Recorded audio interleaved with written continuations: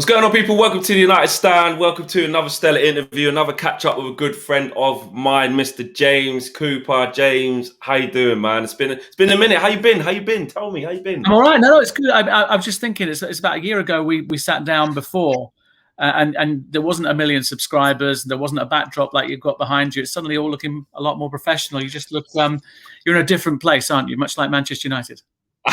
Absolutely. I think we're in maybe a slightly better place. I don't know. Some may argue. I don't know. It's that whole debate about progress, isn't it? Yeah. Progress, exactly. We're going to talk a lot about progress. We definitely made progress here on the United Stand, and appreciate that. Yeah, 1 million subscribers deep now and counting. It's been an amazing journey, and one that I'm glad that you've managed to be part of, and appreciate that, man. Thanks for dropping in. As usual, loads to talk about today. I remember like the best part of a year ago, sitting there with yourself. Actually, just after we went to that last game, Lask Linz. But even after that, we've done some interviews, and you were speaking about Man United's budget, COVID situation. Look, Jadon Sancho on the horizon. United are interested, but they won't be. I remember you saying it so vividly. United won't be writing any checks flex for 100 million plus 120 million. And me, like a lot of the fan base, were like, nah, we can do it. Maybe James has got this wrong, you know. But that was absolutely the case. And now we find ourselves 1 year later with, fans not being in the grounds around the whole of the world for a whole year. What are United's finances looking like, James? What have we got to spend? It's difficult. I mean, you're right. I felt a bit like the Grim Reaper this time last year, saying that it's not going to happen. I'll pull down my hood and here's my slide, and you're not going to get what you need. And what they ended up kind of doing was kind of finding solutions to things, which might come off when you look at like Pellistri, when you look at Ahmad. These are players that might come off, and I think Cavani, there's an argument that was good business as well, but it wasn't clearly what people wanted. And I think you're right. We're looking at a situation where we've gone past the year anniversary of fans being out. That last game against Manchester City at Old Trafford. So it was bad this time last year. It was bad in the summer. You're looking at kind of £4.5 million per game for Manchester United. That sort of ballpark figure of how much they make per game full at Old Trafford. So you take that away. You look at the kind of sponsorship deals they're doing. Yeah, they're doing some good deals, but the shirt sponsorship deal is massively down on what it was on Chevrolet. We know they're not in the Champions League, so there's even less to play with. And I think what it'll be about is priorities, trying to nail down what they can bring in. I think there might also be a temptation to try and box clever as well. To try and get some players off the wage bill to allow a little bit more wriggle room. But I don't see the idea of kind of 2 or even 3 stellar names arriving. I think you might get one stellar name and then maybe perhaps a supporting cast. But, as I said, I felt like the Grim Reaper last time. I feel even worse now. Well, it's not your fault. All you can go off is the reality. And to be honest with you, and we're both wearing black as well, so we've come ready for this type of news. Exactly. All I need is the veil, and I'm ready. I just feel like, as a United fan myself, obviously, looking back at it, the summer that we had last year, in my opinion, I think it was awful. Don't get me wrong. I think Ahmad could be one for the future, which is exciting. I would like to see Solskjaer, use him a bit more. We paid a lot of money for him for someone so young. That's one for the future. We'll get to Donny van de Beek later on in the show. The Cavani thing, it was so late. It was so desperate. And to me, the injuries, which we knew would happen, have stopped him playing as much as we'd like to, even though he's had a decent impact. And Alex Telles probably is the signing of the whole Premier League to just make Luke Shaw be the world-class left-back that we know he can be. So it was an underwhelming summer. But if I was to, I know it's really difficult, but at a ballpark, if I was to say, can you quantify a number of what you think we would have to spend? All in all, 100 million would we have to play with in the bank? 120, 150? What would be your ballpark figure if you was thinking, I reckon they've got about this to play with, then you might have to add players in or get players out? I mean, this really is a guess, and it's kind of, I suppose, kind of qualified and informed guess, having looked at the statistics and looked at kind of some of the finances there. But I can't imagine they've got more than 100 million to play with. I mean, they have. If you decided to go crazy and think, right, we're going to really go for this, let's take a risk. But we've kind of never seen that situation at Manchester United before, where they've kind of taken that risk. You look at the huge sums that were paid when Jose was manager, but that was always on the back of things going really, really well financially. And I think you'd have to say, albeit I know people want the transfers, I know they want the big names playing for Manchester United. I know, bottom line, they want than winning the Champions League. They want to win the Premier League. I can understand all that, but you've got to also look at it and think, what is kind of responsible, I guess. And I suppose that's not a word that's used in football, especially amongst fans, because we all want the best players playing for our football clubs. But I can't see a figure bigger than 100 million. I really, really can't. And I think the danger here is, and United fans won't like this, is the fact that economics and the way it works will affect some clubs more than others. And you're going to have a situation, I think, where Manchester City and Chelsea, who haven't got the same kind of economic constraints as the likes of Manchester United or even Liverpool, I think Chelsea and Man City will make hay this summer. I really do. I think they'll have they've got the money, they've got the kind of wherewithal to do it because they're not burdened by the same sort of structures that we see at the likes of Manchester United. So I think that's the way up. Maybe Manchester United have got to think about it and think, well, is it perhaps worth taking a risk because other people will be spending big, or is it worth being prudent where we look along the line and think we've got progress, and we hope it comes off in sort of 2 or 3 years' time rather than next season. I think they're the kind of conversations I think that will be having had behind closed doors at Old Trafford.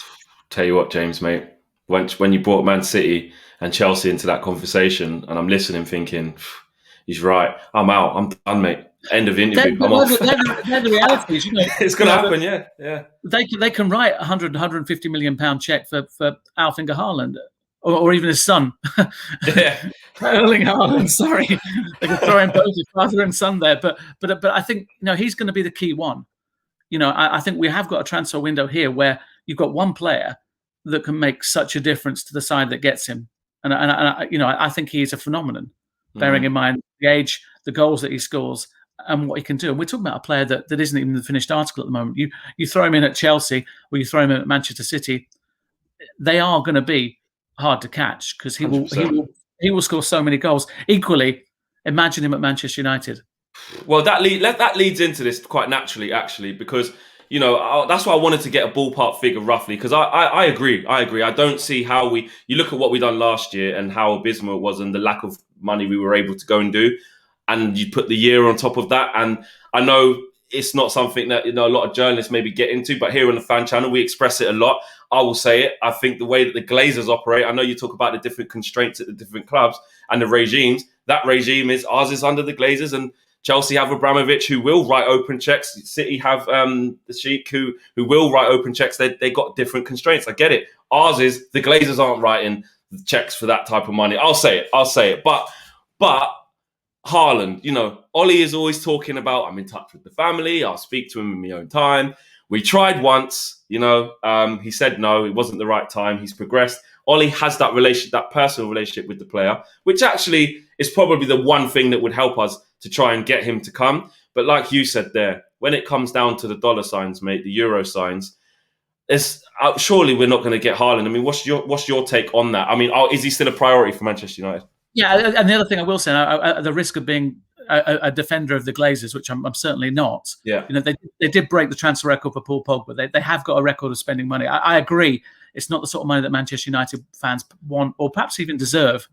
But you can't say that they've been really, really stingy. They maybe just haven't thrown as much probably at Manchester United as they should have done, and we know the reasons why.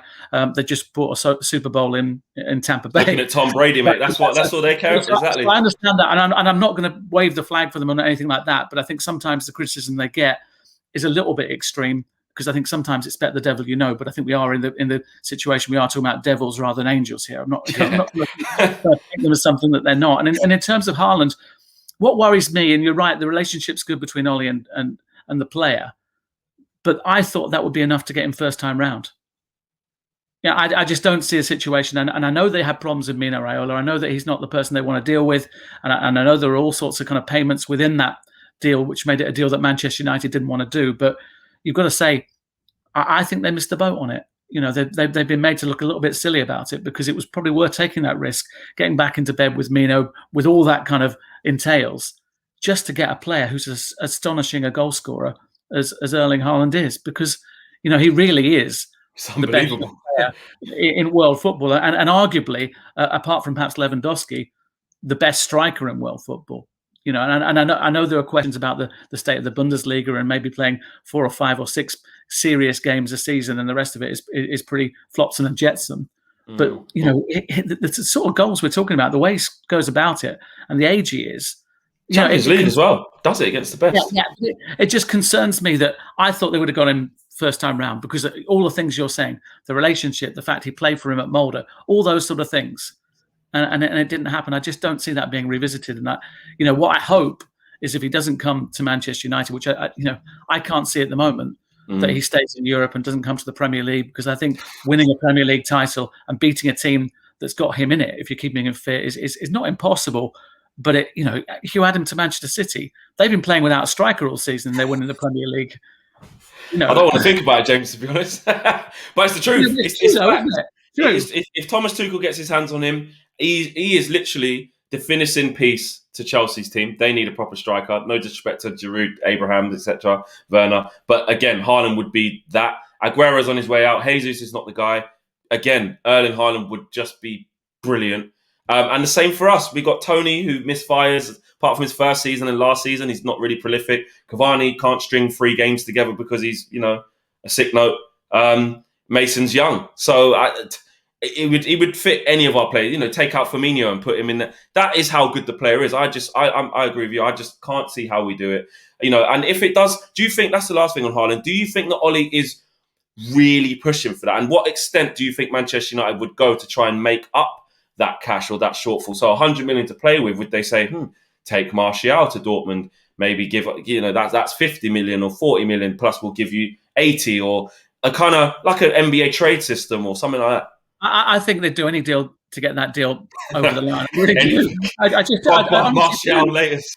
Well, I don't know about throwing in, but the problem is shifting those players and giving them an argument to say go and play at Dortmund. That doesn't happen because the wages, the sort of economics. Again, we talk about the amount of money that they're paying the likes of Martial, Pogba, clearly De Gea. These are all issues I'm sure we'll talk about over the next few minutes. That's where it becomes difficult.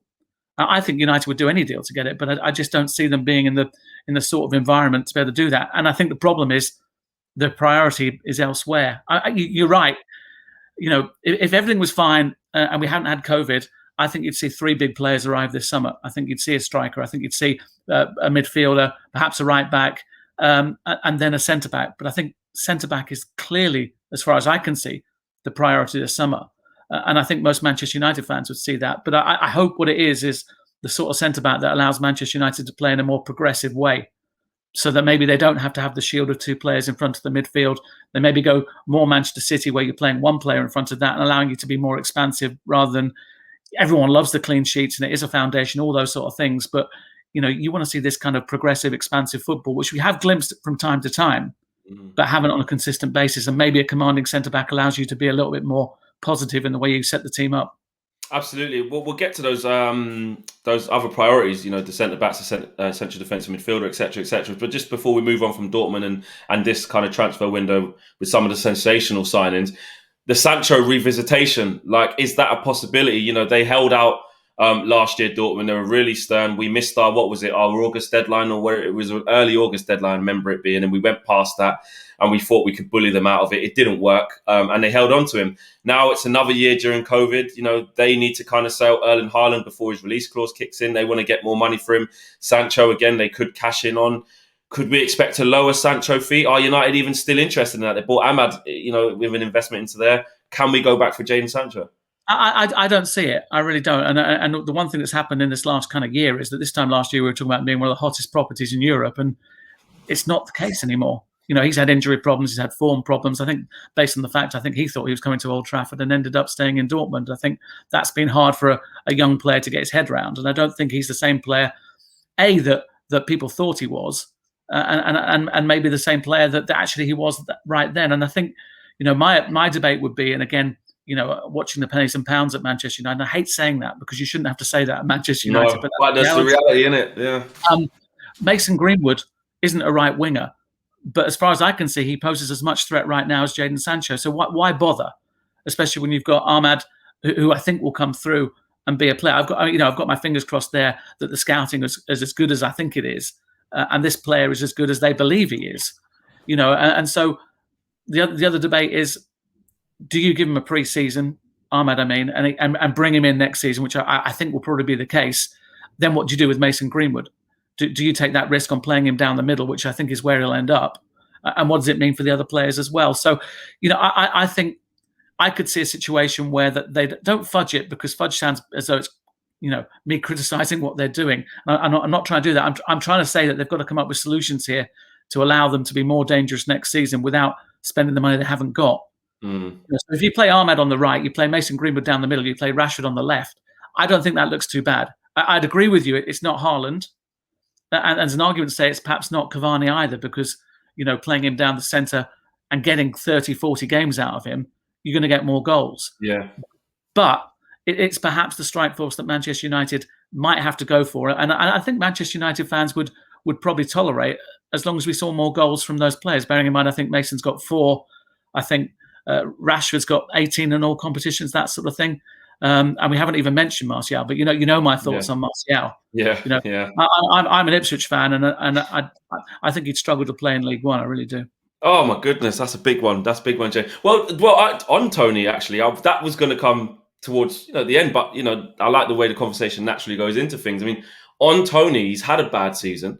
He's had a lot of criticism this season, and what we do here on United Stand, we speak to thousands of fans. We get sometimes over 1 million now, but. Is the general consensus, what do you think the general consensus at Man United is? How patient are they going to be in terms of waiting for Tony to come good on a consistent basis versus, like you said, actually, does the economic downfall help Martial in terms of, we can't really afford to get rid of him for X, Y, Z, then we'll have to replace him. We haven't got the money. You're better off just kind of sticking with him and trying to get it. How do you see it? I think traditionally Manchester United, and you'll agree with this, are patient and have been patient. So you'd expect them to carry on with that kind of scenario. They're not people who just get rid of people just like that, because it doesn't work. And he has shown he can score goals. I mean, clearly he's better than a League One player. But the reason he wouldn't work in League One is because he doesn't want to work. You have to run around. You have to do all those sort of things that he doesn't like doing. And that's what I find difficult with Anthony Martial. If I play for Manchester United, I'd bust a gut every game. And I don't see him doing it. I don't know where you unlock that and how you get him to kind of defend from the front, which is what Ollie wants him to do. I get the kind of impression from Manchester United fans, and you talk to as many as I do, that it was 50-50 on Anthony Martial in terms of liking, hating, or liking, disliking. I get the sense that more people are getting more impatient with it. Because they're not seeing the body language that encourages you. The goals aren't there either at the moment. So you're kind of looking at the arguments that stack up in favour of Anthony Martial, and they're diminishing rather than increasing right now.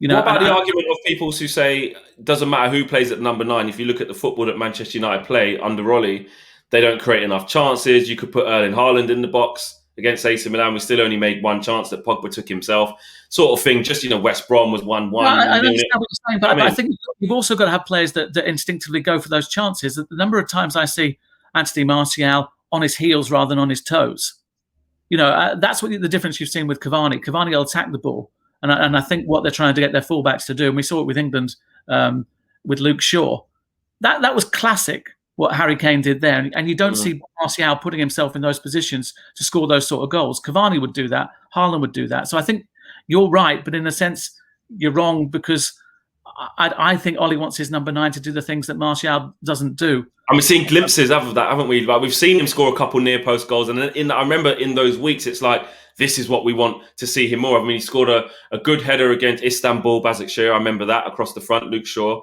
with the cross. Another header against Aston Villa, cross from Rashford, I think it was, across the front again. It's little moments, done one against Chelsea before the fans were there the year before. Little moments, but we just never get that continuity of it. But I think one of the mantras of Ollie is, because he was a striker, Ollie, he wants people in and around that 6-yard box, picking up the scraps and scoring the sort of goals that get you maybe 5 or 6 more goals a season, because you've either preyed on a mistake or you've anticipated stuff. And there was a moment where I thought they'd all grasped that. And they've almost gone backwards. And I don't just mean Martial. I mean Martial, Rashford and Greenwood in terms of their anticipation being on their toes. But, Martial for me, and I'm old-fashioned in this because I grew up watching Paul Mariner at Ipswich, who was one of the great centre-forwards. I don't care Paul Mariner would transform what you're doing at Manchester United. But he did. And he was ugly and he was horrible. He put himself where it hurt. And I know that sounds like a cliche, and it is a cliche. But Martial doesn't do that. He doesn't go that extra mile. and that's what hurts me, or would hurt me if I was a Manchester United fan, that there isn't a guy there who's prepared to put his head where the kind of muck and bullets are, that doesn't want to make something from nothing, doesn't want to go on the percentages and think, if I get there, maybe I can convert this half chance into a chance. And I think, I may be wrong and I may get criticised for this, but everyone watching this right now, if they're Manchester United fans, have got to ask themselves, if Manchester United got offered 50 million, 40 million, even 30 million, they'd have to say yes to that, wouldn't they? Oh, do you know what, James? I love how you've posed that to the viewers, because if you are watching this is something we've spoke about a lot. And I did say, listen, I think it becomes very difficult because you have an affiliation to the player. And then what happens is you've seen how he's been treated at certain times. So under Jose, it wasn't going good. He tried to sell him, took his number away from him. Then you see Ollie sort of put his arm around him, give him his number 9. Then he has the season of his life. And you kind of on them heartstrings as a Man United fan. But I do agree.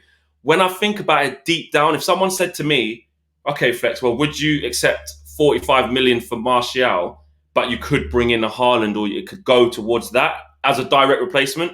Not that I trust us to get that done that smoothly, but hypothetically, I would say yes. However, at the same time, I do want to get to that position where we're like City, where we have 2 really good players in each position. And then I'm saying, okay, cool. Martial's not the biggest of our problems. We've got other priorities, which again, that stacks in his favour. But if you're saying to me, could I get a top number 9 and then have Tony to go against Rashford for the left-hand side, or fill in for that number 1 because he can't play, I would also have that too. But I agree. I think we're coming to a point where if I think deep down, as much as I love the player, how certain am I that he's going to give me those consistent numbers? And I don't know. I think I've just really had to sit down and think about that. I'm kind of still undecided, but I hear what you're saying. I do. But I think also, equally, if you're a centre-back either in the Champions League, Europa League, or in the Premier League, I think you're going to fear facing Greenwood or Rashford as a number 9 more than you are Martial. And I think, again, that's the verdict, I think. I really do. Rashford moves more than Martial. But I think with Rashford, for me, he makes a lot of bad decisions, man. Like, he blows so hot and so cold, which again frustrates the life out of me because I know how good he can be. But it's almost like he passes when he should shoot, he shoots when he should pass, he stops when he should dribbles when he should stop. He does things the wrong way round, and then all of a sudden he might pop up with the assist or a goal, which is why he has to keep playing. But I don't know, I just don't see Marcus as a number 9 either. I don't think he's back to God. No, I agree with you. I completely agree with you on that. I'm just kind of comparing the 3, you know, and I think that's possibly why, if Haaland doesn't come, and I don't think he will come, why Greenwood, for me, is probably the natural centre forward. And as I say, I'm talking about centre backs thinking how much of a threat is it. I think Rashford knows what he wants to do, but maybe you're right. Sometimes makes wrong decisions. I get the impression with Anthony Martial, defenders don't know what he's going to do because he doesn't know what he's going to do most of the time. Yeah, I see what you mean. Yeah. And I don't mean anything bad in terms of that. I'm just looking at it as what he offers the team. And, for me, the body language is all wrong. It's always been wrong. And I'm not sure why you wouldn't try to sell that better. There's a lot of kind of question marks against his name, which have never been answered. I hope he proves me wrong. Yeah, I definitely agree with that. I hope he does prove me wrong. And it's like, when you get a confident Martial, you can see in certain games, I know we don't see it often enough, when he is on form, he's almost unplayable at times. But like you said, we don't see it enough. On to centre-backs then. We talk about the priorities. I know you said the Jadon Sancho situation, right wingers sort of thing, maybe isn't the priority. Centre-back, defensive midfield, etc., etc. What are we looking at here? There's been loads of links. Koundé, Pau Torres, I saw Milinkovic, I saw Konate, who looks like he might go to Liverpool now. There's been talks of Ben White, Tyrone Mings. What are United looking at? A foreign player, young, up and coming, Varane even, or are we looking maybe more domestic and try and keep it, in this? I think what they want more than anything is a centre back they can trust, and a centre back with pace. I think they're the key elements, and I think that would tend to kind of point towards proven rather than taking a chance on someone. That's the way I kind of think they'll be thinking at the moment. I think they think Harry Maguire is undroppable. There's a question mark against that. I think he could do with a bit of rest. I think, but let's take it as read that he is undroppable. He's captain of Manchester United. He's literally undroppable. It's a joke. I think, but no, I'm not sure about that. But but I can see arguments against it. At the moment, I think Lindelof is the best of a bunch of defenders. I actually think the last 3 or 4 games he's been okay. 100%. I think he's played well. It's the 80 million one we're looking at sometime. Like, oh, you can say that. I can't. yeah. But that the problem then is that Bailly isn't you can't trust him Yeah. for a variety of reasons. You can't trust him to be fit. You can't trust him to be brave, and you can't trust him to be consistent. Clearly, Axel has his own problems, but I thought Axel would be kind of the heir apparent. I don't think that's going to happen either. So I think what you want is a situation where you've got 3 centre backs competing for those 2 places. But I think in reality, it's going to be 2 centre backs competing to play next to Harry Maguire. And I think there's an argument to say that someone with a bit of pace, where he's perhaps worried a little bit less, maybe brings you something more from Harry Maguire. Because the one thing I found difficult with him is I thought that we would get more, or we'd see more as an attacking threat as well from Harry Maguire. I thought there'd be more of a threat at set pieces. We haven't seen that, and I think there's an argument perhaps that if he's got someone who's more settled alongside him, maybe we see a better player who's more comfortable. I think, and again, this is only a personal opinion, I think making him captain causes problems as well. I agree. I think it's a responsibility that maybe he doesn't need, but it's going to be, but it's not going to be taken away from him. No way, and that's a big thing as well. I think Solskjaer, when they say you live by it, you die by it, sort of thing. Solskjaer making him captain when Ashley Young left in January, didn't he?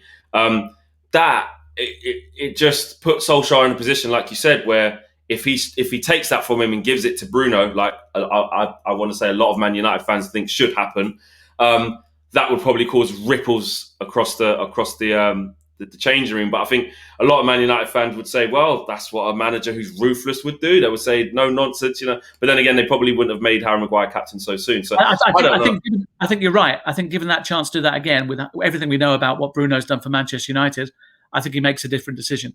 I think the problem was, I think he probably made that decision too early. I think rather than say, look, well, let's have a committee, let's have 3 or 4 players. Share it around a bit, yeah, exactly. And then find out that Bruno is this inspiration. Yeah. So I think there was maybe a little bit of naivety, but also you don't know the deal that was done to bring Harry Maguire to Manchester United. They thought that he was a key component. They thought that he was going to be a really important signing, and certainly the evidence is that he's been part of the progress, if you like. Yeah. But it might have been suggested within that deal that you come to Manchester United rather than Manchester City. We pay you an awful lot of money. We come up with a big transfer fee, and down the line, you're also Manchester United captain. So he's like, yeah, here's my signature.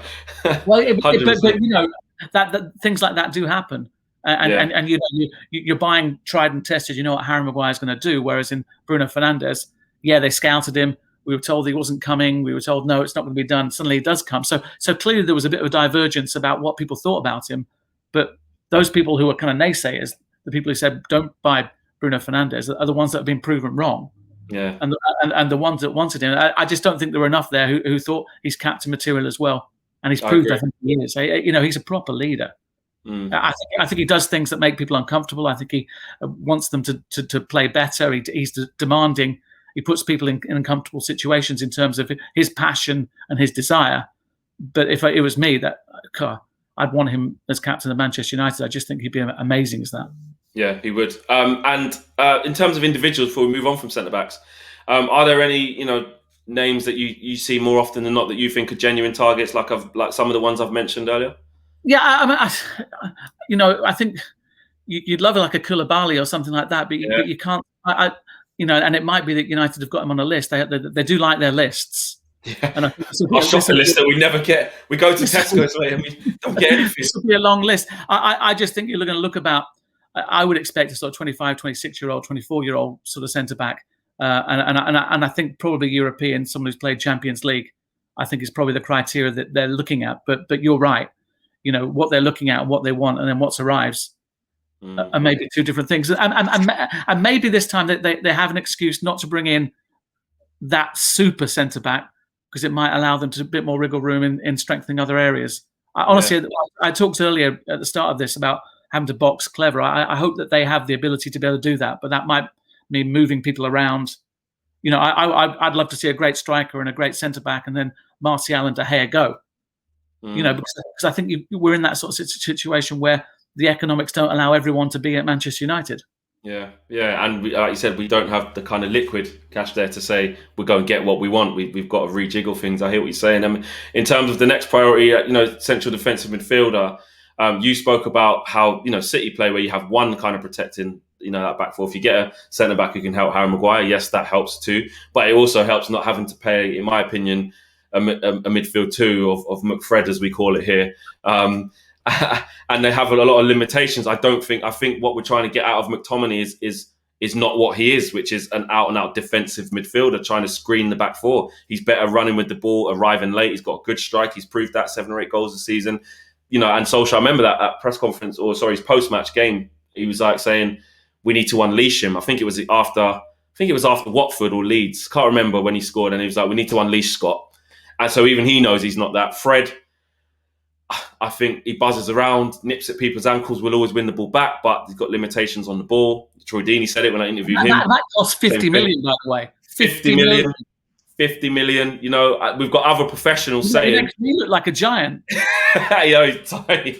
He is tiny. And it said we've got other professionals saying, look, when we played against Man United, I remember it was a great interview I'd done with Troy. He said, when we played against Man United, our game plan was let Fred have it. Let Fred have it, we'll nick it off him. And I remember that game. They got a lot of joy doing that. So central defensive midfield options, Declan Rice, Ndidi, Zakaria. I know it's crazy we're not on FIFA here, but are there any names that you think are linked and are United looking at that? I just don't. No, I don't see them doing it. I really don't. Unless they're going to shift everything around. I think what is more likely to happen, and again, I do hope I'm proved wrong here, is that I think of the players that you've mentioned at Manchester United who can do the job, I think Scott is probably the best equipped. And you're not agreeing with me clearly, but not as a defense, not for me. I think Matic is the best equipped in terms of that mindset, but he can't move. He won't give you the engine. So I think what I think will happen is a compromise this season. I think you'll have to go with one of those 3 players. I think for next season, because I don't think it's the money to bring in somebody to do that job. James, man, I needed something there, man. No, but if you've got a great centre back behind you. And maybe you play there because he can tackle. His distribution is probably as good as Matic and certainly better than Fred's. So maybe for a season that works. But I think it also relies on Pogba staying and being the Pogba. If he leaves, we are screwed. Yeah. The problem is, and we haven't mentioned it yet, we've talked about Bruno's credentials as a leader. But one of the other open secrets at Manchester United in terms of stopping Manchester United is you stop Bruno, you stop Manchester United. If Bruno doesn't want to play or can't play, it's not the same Manchester United. Now, that's alleviated when you see Pogba in the sort of form that scored that goal against AC Milan or the goals against Burnley or West Ham or Fulham. Goals that very few players can score. And I think Ollie deserves a little bit of credit in terms of finding a player and seeming to get the best out of him that any manager has at Manchester United. Yeah, that's true. Especially in his first reign. In his first reign that got Ollie the job, he had Pogba playing really well. Then he's kind of dipped off. And then, like you said, now with this season as well, when he has played really well. And he actually looks fit. He's moving around better, and I, that I'm a huge fan of Pogba. I get criticised for that from people, I think he's wonderful. I can see arguments for and against him. Don't worry about that. But I would rather he was at Manchester United. And again, I think economics will mean that he's at Manchester United because I don't see Mino Raiola going into the market and saying to Paul Pogba, I've got you this move here. You might win things, but you're going to be earning a fraction of what you're earning at Manchester United. Well, that's that again. It's like it's working quite well, isn't it? It's just naturally leading into the next topic. So basically, we do this, isn't it? This is a rehearsal. We had a rehearsal, and this is the real thing. So basically, to sum up on a central defensive midfield position, you can't see us bringing in someone in that area. You'd say the priority is more a forward/striker and a centre back.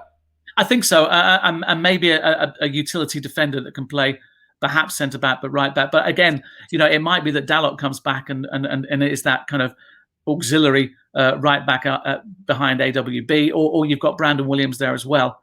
I really do think they're going to have to prioritise because I don't see the sort of influx of bodies that A is needed, but B will probably not happen because they can't seem to do that unless they're going to shift everything around.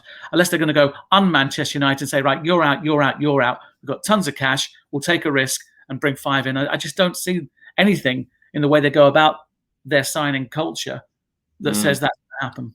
Yeah, no, I can see the sort of summer we're in for, mate. Trust me, I can see it. But I can also feel people switching off, saying, "Here he goes again." He's going to No, I think no. Do you know what? Especially after last season, I think if you're a Man United fan watching this and thinking, "Oh, this is a bit pessimistic," come on, wait till the summer. Let's see who.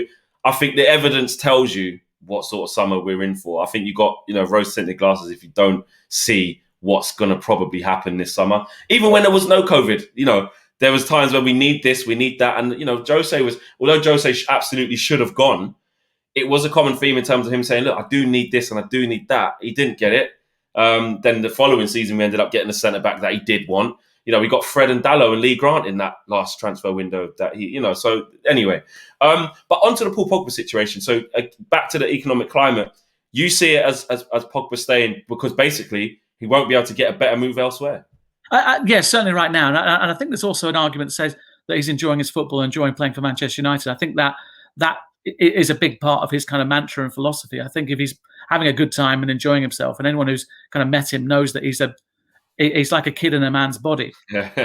It's a bit like Aguero at City. These guys have just got everything they need and could ever want in their lives, and they're almost like children playing at being men.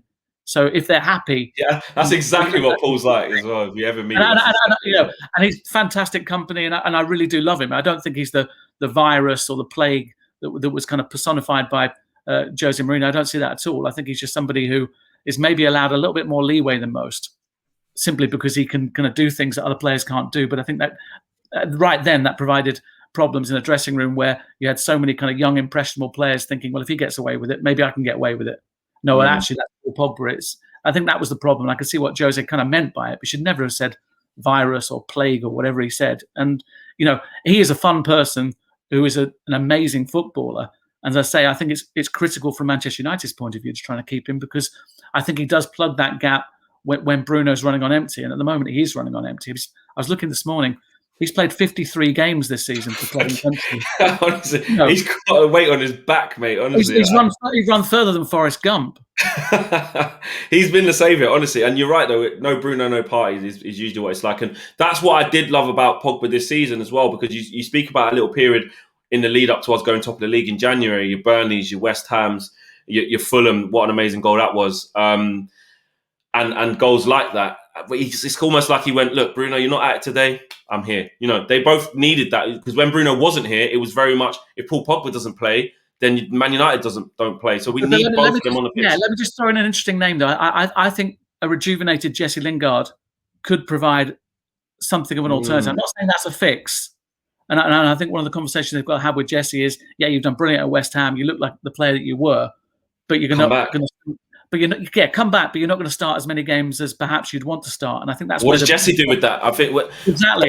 Yeah. Well, let's go on to outgoings. Actually, we'll start with Jesse since it's gone into there. I mean, we're going to touch on Donny van der Beek. We already spoke about Martial. You said, look, if that offer comes in, etc., you would take it as an Ipswich fan or United fan. I don't want him in Ipswich, though. But you don't want him to come to League One.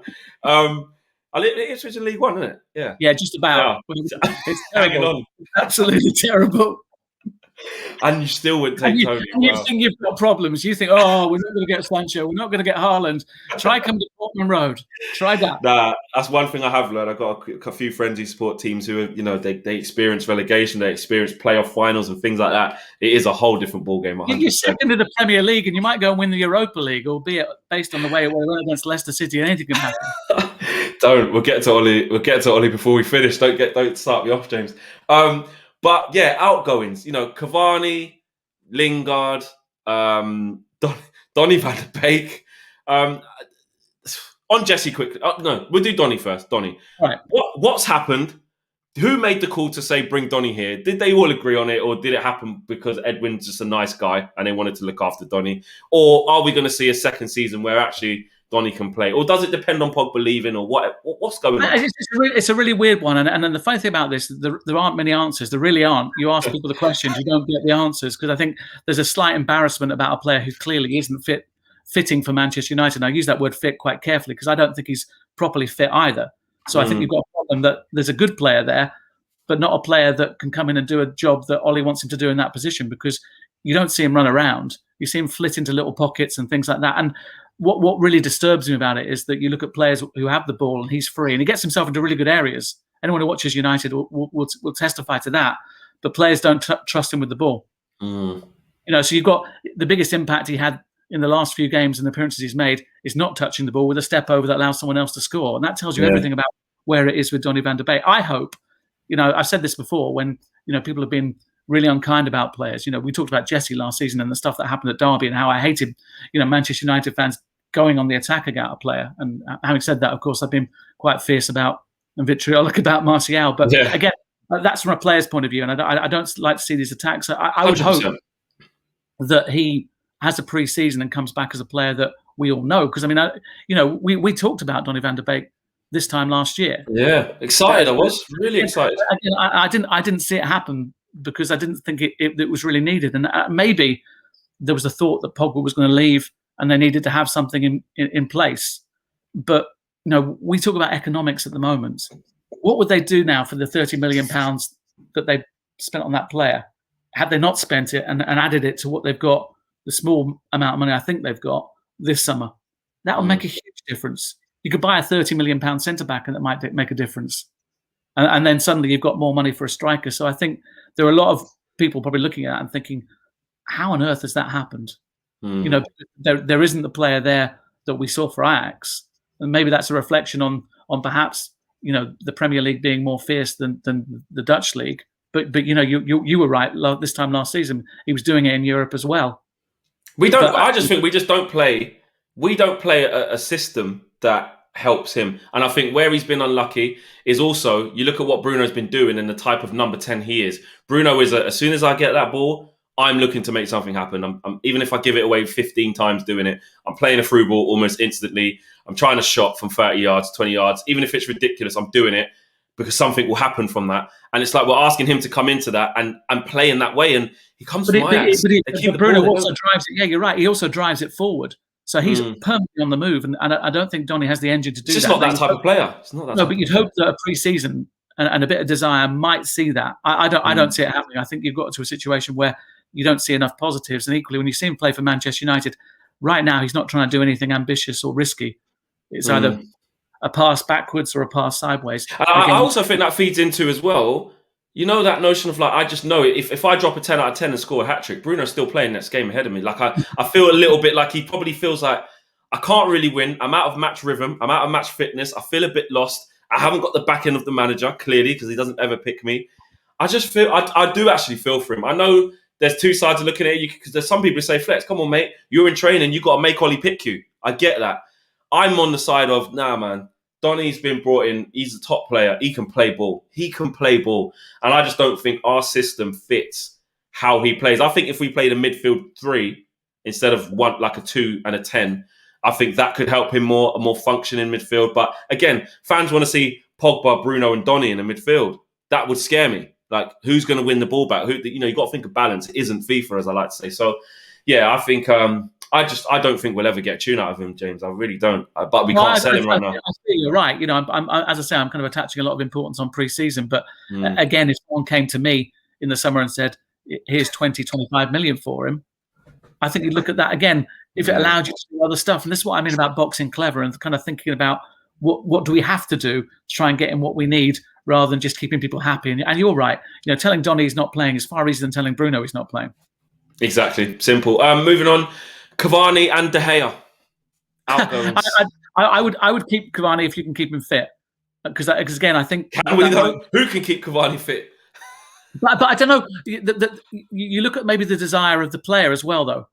Yeah, because he's been ruled fit, and a lot of times he's ruled himself out, hasn't he? Yeah, you worry about that. I mean, Sahar was one of those players at Manchester United who, if they weren't 100% fit, if there was anything just a little bit fractionally wrong, they wouldn't go the extra mile. I do worry if that's a sort of make of Cavani, and maybe he's looking at playing for another 3 years and thinking, if I miss this game, I've got that longevity. If you could get 30 or 40 games a season out of him next season, he would be the answer to not bringing in a striker. And I still think clearly they need a striker, but it's about making decisions for the good of Manchester United. And I think having him there and having him online would be better than not having him and not signing somebody else, if that makes sense. Yeah, I see what you mean. So if we've got no intention, which might be the case. If we've got no intention or we can't get another forward, gamble on him again, even though he's injured a bit, because but yeah, you're right. You're right to say that, and you look at me laugh. But I still think having him around will bring better things out of Mason Greenwood, Marcus Rashford. Who knows? That might unlock Anthony Martial, but we've been looking for that key for quite some time. I'll be honest, James. I've not looked at it from like. I've just gone, get out, mate. You're sick, no. Like, I'll be honest. Like, do you know what? And it's not actually out of football inability, because like when he was been playing fit, I was saying, look, Martial, you need to drop to the bench, mate. Like, Cavani's given us that focal point. 100%, I agree. And some of the goals he scored have proved that. It's just a fitness thing, man. Like, I just know for a fact next year we're going to see what we saw this year. And like you said, he wants to look after himself, wants to carry on playing. He's probably got his medics and his personal team saying, listen, mate, if you want to play, and I respect that. You've achieved everything in your career. You scored goals. Why are you going to put your body on the line for a club that you don't love? It's just a stopgap. I get it. So for me, I just think, man. But then again, I agree. Now you put that in my head. I'm like, but then you know what Man United are like. We'll let him go. We won't bring in someone else. And then we don't have the depth up front. I don't know. It's what happens when you panic the first time and buy a player who's injury prone at 33. You're right. You're right. Maybe it was worth taking that risk. I don't know. He scored enough important goals and maybe had a knock-on effect to Mason Greenwood, where you think that was a decision that was worth doing. I like seeing big players play for Manchester United. He's certainly a big player, but I'm not a fan like you are. So I can also understand thinking he needs to play more than 5 games. He does. He's not playing enough football, and that's what worries me. David De Gea. Now, this Dean Henderson thing, this has been, since you've been gone, James, you've been on for a bit, this has been a massive thing on the channel. And just in the fan base, you probably see Team David, Team Dean.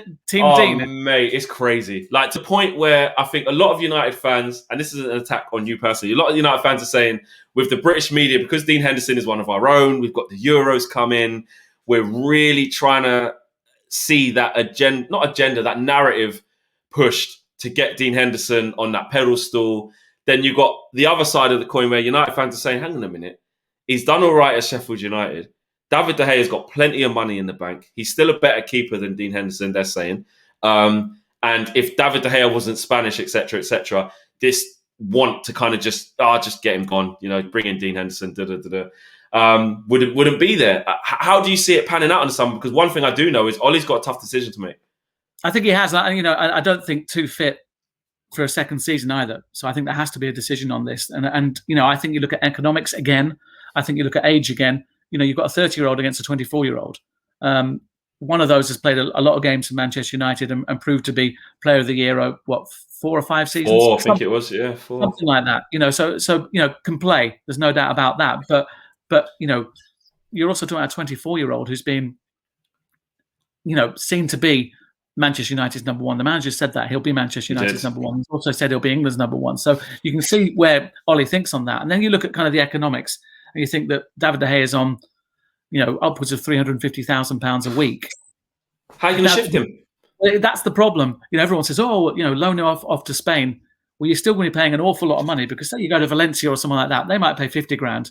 But David De Gea, like any of us, would say, well, where's the other 300,000? That's crazy. That's true, isn't it? It's true. And I don't see anyone getting near those figures if they're going to do it as a permanent transfer. I don't see any of the clubs around Europe thinking we need David De Gea as a number one, enough to buy him for 50 million. So it's a really, really big problem. Do you think Dean Henderson could walk because of it? Because he might. Do you think and play his card? I'd look at longevity and say, look, you've got a 24-year-old there. You might get 10, 15 years out of him, perhaps. Certainly 10 years. And that's the way it would go for me. And I give Henderson the number 1 shirt. Now, I like David De Gea. I think he's a really decent bloke and a decent goalkeeper, but I'm looking at age group and economics. But I think the problem is kind of shifting someone who's earning that sort of money and still has a couple of years on their contract after this summer. So then maybe then really because of the economics, we might get a situation where Ollie says to David, well, I am going to make Dean the number 1 next year, which probably you're not going to like, but we can't get you gone because you're on X, Y, Z. And obviously David De Gea is not going to like that one bit. And then we're stuck with an annoyed... But I don't see you being stuck with both of them. I really don't, because I don't think... If it happens that way, I think David De Gea is too proud a person to be exactly. At this stage of his career, to be number 2 after what he's done. Yes, I think it would be a situation where he gets loaned somewhere else and Manchester United end up paying him not to play for Manchester United. You know, it's a Manchester United solution. It's a problem, isn't it? It's what we've seen before. And you know what? Into the last 10 minutes of what I wanted to talk about the structure of the club. You know, Solskjaer's going to get given his contract, but that last little bit you made there, what it all comes back to, in my opinion, is how we're run. So we've got we just give him a 3-year extension, made him the highest paid player at the club, only to then the following season bring in the young buck who we want to do really well, give him a 5-year, 100+ K a week, and then be stuck with the conundrum. Okay, they couldn't predict COVID happening. I'll take that.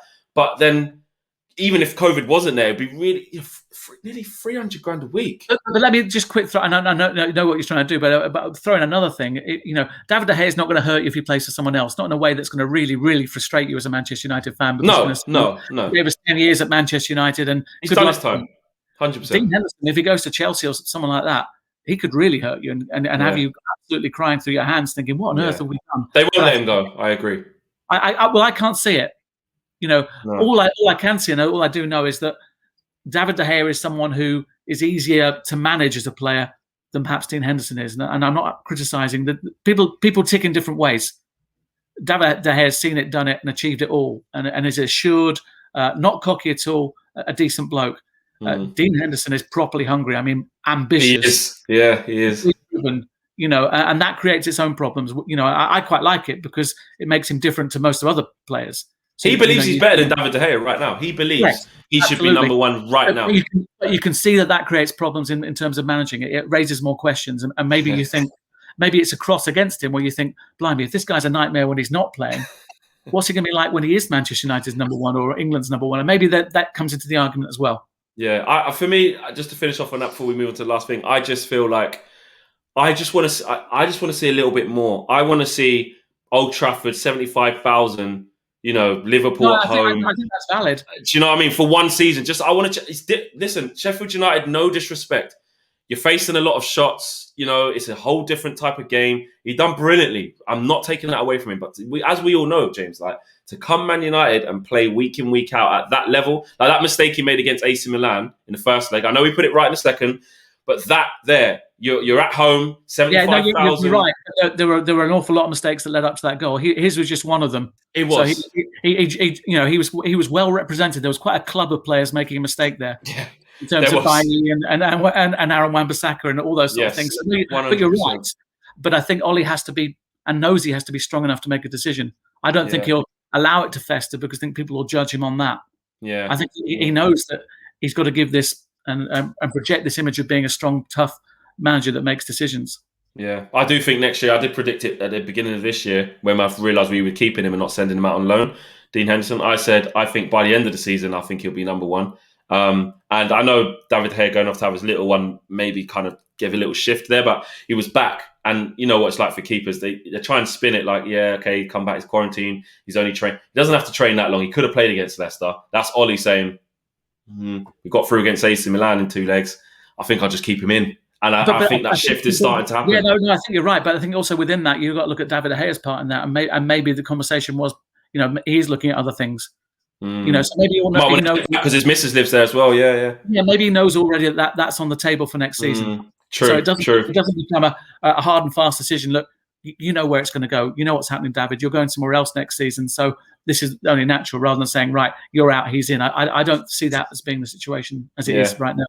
That's true. And on to Ollie, really. The last sort of thing is, it's 2 years to the day yesterday that he got the job officially. We've been assessing his progress, some assessing the lack of progress, etc., etc. United are going to give him this deal. We know that, and pretty much whether he wins a trophy or not, I think that was a little bit. I don't know. I would like to have seen him have won something, but he has done okay.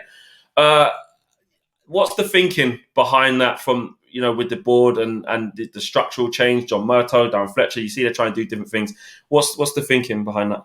Yeah, I think, the contract will happen. I don't think there's any great doubt in that. I think the timing of that has to be different. I think there has to be kind of a full stop placed on this season. That's the way I see it at the moment. Yeah. You come out right now and say he's got a new contract. I think I don't think they're looking at the fans' reaction to it as dictating what they want, but I think they'd rather have an environment where it comes as good news rather than... and I think at the moment that we are, and we're back in a situation, I think, bizarrely, where we're on game again. It seems to me that this international break was just the breather that everyone needed, especially Ollie, after that performance against Leicester City. Because you look at the game against Man City, and his record against Pep, I could see exactly what Manchester United were doing there. They were narrow, they were set up, the shape was fantastic. It was a masterclass from Ollie. But you kind of think, where does that then go when you see Leicester City? When you see all those changes? And I understand the frustration, I understand the criticism, and I think that's one thing he's got to kind of iron out, is work out what this team does. Because, tactically, that was, as I say, a masterclass at the Etihad. It was. It always is any time he plays him. Yeah, to win a game that no one thought they'd ever win, and to win it that convincingly, by the way. Yeah. But then to do that against Leicester City in a competition where you think, hang on, this is nailed on for you to get a trophy, pretty much, or certainly get to a final. So I think there are those concerns. But you're looking at a situation. The ingredients are that he's doing the job of his dreams. He wanted to be Manchester United manager. I don't think he ever thought he perhaps would be Manchester United manager. He's there now. It's a fairly simple negotiation. I'm not saying 100%. I literally said this yesterday. Would you like to do the job that you've dreamt of doing, that you are doing, and will pay you a little bit more money? No one watching this is going to say no. No one watching this is going to say no. You're spot on. No one else can do that better. You are spot on. 100. Because literally yesterday and last week, I was saying I'd love to be a fly on the wall in that boardroom when they sat down to negotiate. Because is it going to be Solskjaer, which I think it is? Is it going to be Ollie saying, "Listen, this is the job of my dreams. This is my club. I've contributed to the success of this club, and I'm never going to leave this club until you boot me out. That this is my dream job." Or was it, "I'm not signing that unless you guarantee me I'm going to get this, free up this type of money. Give me the..." No, it's not going to be that. But to defend Ollie, and I will do that because I've known him a long time and I like him. I think you're right, but I think you and I going in the door to be Manchester United manager would have said, "Yeah, please, I'll sign anything here." Back in December 2018, off the back of Jose turning it into a misery camp. Yes, 100%. I think over the last couple of years, I think he has got more hard-nosed about it. I think he's perfect for the structure of the club in the sense that he's not going to get annoyed like Jose if they say no to him. Right, that's what. But then some people are saying that's a negative, James. Some people are saying that's a mouthpiece. That's he won't go against. No, but I think there are ways of saying no, though, to preserve a relationship and go forward. Jose throws his toys out when it's a no. He does do that. I still think Ollie isn't happy, but he's not going to create problems, and he needs to go for the longer term. And I think anyone who looks at kind of the structural changes of Manchester United, it isn't the sporting director model that I'm a big fan of in Europe, where that's kind of the glue of the organisation and comes in between a manager and a CEO. It's not that. It's basically giving people promotions who are already kind of within the Manchester United environment, and not realigning job descriptions, wasn't it? But people who are liked by Ole Gunnar Solskjaer, so they've created the perfect environment for him to sign a new contract to stay on long term. And whether people like that or not, that's the fact of the matter. Yeah, no, it is. I think when we saw that realignment of sort of John Murtough doing what he's doing, Darren Fletcher coming in, albeit Nicky Butt said, "Sod this, I don't like this, I'm out." he thought, how's he getting a job over me? It felt like, but that was the biggest indication yet to me, like you said, that they're planning for Ollie long term. This all, I call it the kind of the Jolly Boys outing club, like the Del Boy, the kind of the Only Fools and Horses club. It's their little thing. We're one family. We know about Man United. I tell you what, I hope it's as fun as the Jolly Boys outing. That's one of my favourite pieces of television. I used to watch that again and again with my best mate. If following Manchester United is as good as that, as being on the bus on the Jolly Boys outing, then we'll look back on this and we'll laugh and we'll say, "Do you know that they were right to change that round and give Ollie the..." Hey, James, mate, listen, one thing you might not interesting fact about Flex, mate, I am an avid Only Fools and Horses fans. I've got the slippers, I've got the dressing gowns, I've got the mugs, I've got the box. Listen, that's for another day. But yeah, I just feel like that was genius. And I liked Only Fools and Horses, but that episode was just perfect. It's the best. It's the best ever. And like characters you never saw again who were just on the outing, and it's just like, sorry, we digress. It would almost be funny just to work out who's who in terms of Manchester United. Well, is Ed Woodward Del Boy? I don't know if Del Boy he'll get better deals done. Del Boy would, mate. Honestly. But anyway, you can say that. No, don't. Yeah, don't. Let's not get you saying that. That's fine. And lastly, listen, man, I just wanted to thank you for coming on. You've always come on. You've always give your viewpoint. I think there's been a lot of things that have happened in the media with myself as a person or stuff on the channel as well, where you see kind of different areas of football media and stuff like that, or different organizations and stuff. They just kind of push back and they're not really willing to embrace change and be part of the conversation. And you absolutely are. So I always love and respect that, man. I really appreciate it. But we have fun. I mean, blimey, we don't take it too seriously, but we're quite honest with each other. And I think that's the way the media is working right now. I think people go to where they want to, where they're comfortable with, to see what they want to see. And I think the great thing about it, we have choice. I have Manchester United fans who are friends who call themselves old schoolers who don't like the stuff that you do.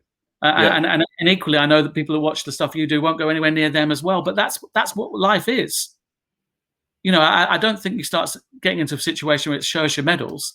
Yeah, exactly. I've done this. Look at my air miles. Look at all this. You're all Manchester United fans. You support a club that you're lucky to be involved in, a club that has huge highs and massive lows like no other place or no other team on the planet. It's true. Yeah, it is true. And just get on with it. And if you don't like someone, just don't go near them. Go somewhere else. There's enough choice for everyone to be happy. And I just think you start fighting amongst yourselves. It's a bit pathetic, really. If you had a mic in your hand, I'd just ask you to just drop it on the floor just by the side of you. But I like people on both sides of the divide. I just don't wish I wish there wasn't a divide, because that's the key there. But there doesn't need to be. There really doesn't need to be. But what you'll get from us here, no matter what it is, we're always willing to have a conversation with whoever wants to come to the table and have a conversation. And it is nothing but love here. And we've got a community that we're really proud of. That's worldwide, 1 million people strong. So no, I mean, but whoever knew that we'd start talking about a transfer window that might not be great and finish off talking about the Jolly Boys outing? That's why we talk. Absolutely. Absolutely. That's what it's all about. Listen, James, I know you're a busy man, and the international break is nearly finished. And like you said, it's going to be a really busy run-in. So safe travels. Have you been going to all the games as well and travelling? I'm not big on it, to be honest with you. I no one wants to hear this, but being inside the stadium when it's empty is not great. And I know everyone would feel to be inside Old Trafford, so I don't want to be kind of negative about that. Yeah, but you're coming from a different perspective, though, aren't you? But you can also understand, and I know I've got to go and do stuff, but players not playing well within this environment, I'm far more understanding of that. Maybe that's Martial's problem. Yeah, he needs the fans back.